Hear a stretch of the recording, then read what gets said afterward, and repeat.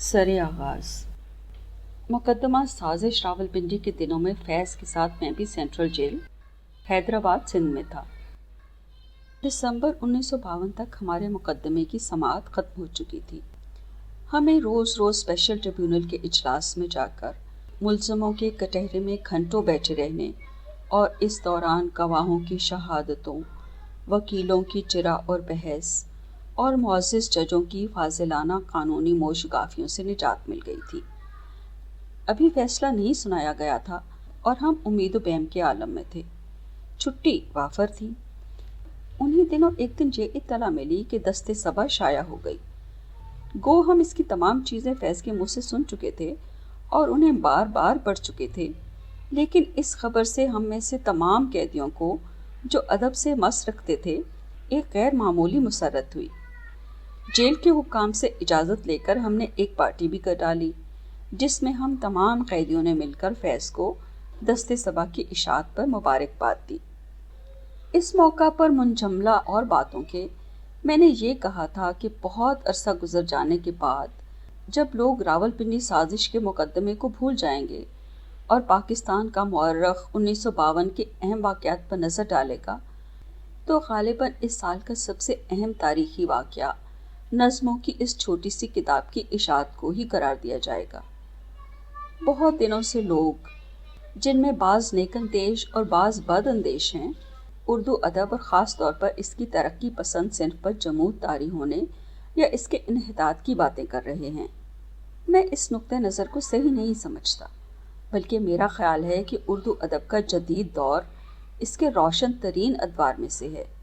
ये दौर तकरीबन 1930 से शुरू होता है, अभी तक जारी है, और अगर हम गुज़िश्ता 4-5 साल ही को ले लें तो मेरे ख़्याल में फैज़ की दस्ते सबा और ज़िंदानामा, नदीम कासमी की शोलाए गुल, सरदार जाफ़री की पत्थर की दीवार, एहतशाम हुसैन की तनकीद और अमली तनकीद और मजनू गोरखपुरी की नकूशो अफ़कार, मन जुमला दीगर किताबों के इस दावा में काफ़ी हैं कि तख्लीक का शोलाए सुर्ख, जिसमें गर्मी भी है, हरकत भी, तवानाई भी, नामसायद हाल में ना धीमा होता है और ना बुझता है, बल्कि जहलो रिज्जत की काली आंधियाँ इसे और भी भड़काती हैं।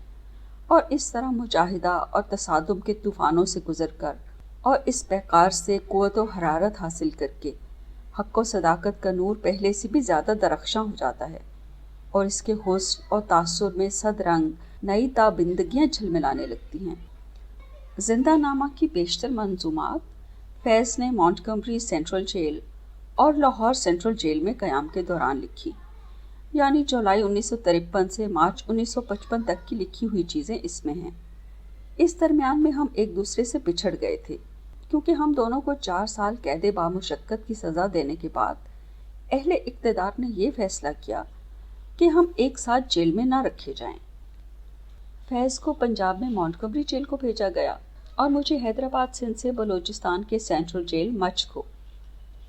हम एक दूसरे से ख़त किताबत भी ना कर सकते थे, ताहम दूसरे दोस्तों के ख़तों और बाज़ उर्दू रिसालों के ज़रिए मुझे फैज़ की चंद ग़ज़लें और नज़्में जो उस ज़माने में लिखी गईं पढ़ने का मौका मिल जाता था।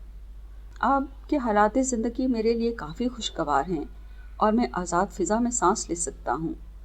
इसके बावजूद जब मैं उन ज़हनी, जज्बाती और रूहानी कैफ़ियत का ख़्याल करता हूँ जो मुझ पर उस वक्त तारी होती थी जब अपने इस महबूब तरीन दोस्त और हमदम का कलाम पढ़ता था, तो इसका इज़हार मुश्किल मालूम होता है। शायद बेलाग तनकीद के लिए ये अच्छा भी नहीं है। ये भी सही है कि चूँकि हमारे बहुत से तजुर्बे ज़िंदगी और अपने वतन को समरबार और हसीन बनाने के मुतालिक हमारे ख्वाब, हमारा दर्द, हमारी नफ़रतें और हमारी रग़बतें मुश्तरक थी, इसलिए फैज़ के उन अशार से मैं गैर मामूली तौर पर मुतासिर होता था।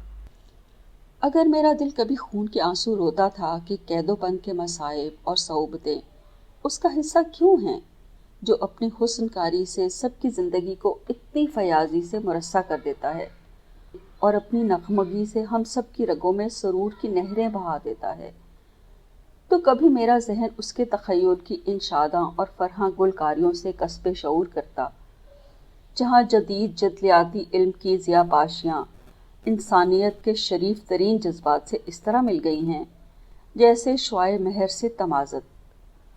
फैज़ की इन नज़्मों को मजमूई हैसियत से देखें तो हमें मालूम होता है कि जहाँ तक इन अक़दार का ताल्लुक़ है जिनको शायर ने इनमें पेश किया है, तो वो वही हैं जो उस ज़माने में तमाम तरक्की पसंद इंसानियत की अक़दार हैं।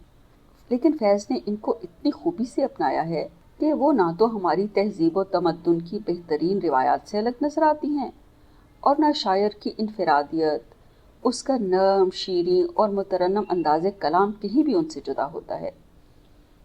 इसके मुतहर्रक और रवां इख्तियारों में हमारे वतन के फूलों की खुशबू है।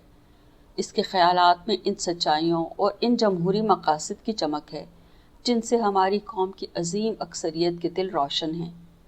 अगर तहज़ीबी इर्तिका का मतलब ये है कि इंसान मादी और रूहानी उसरत से निजात हासिल करके अपने दिलों में गुदाज़, अपनी बसीरत में हक़ शनासी और अपने किरदार में इस्तकामत और रफ़्फ़त पैदा करें और हमारी ज़िंदगी मजमूई और इनफरादी हैसियत से बैरूनी और अंदरूनी तौर पर मुसफ़्फ़ा भी हो और मुअत्तर भी, तो फैज़ का शेर ग़ालिबन इन तमाम तहज़ीबी मकासद को छू लेने की कोशिश करता है।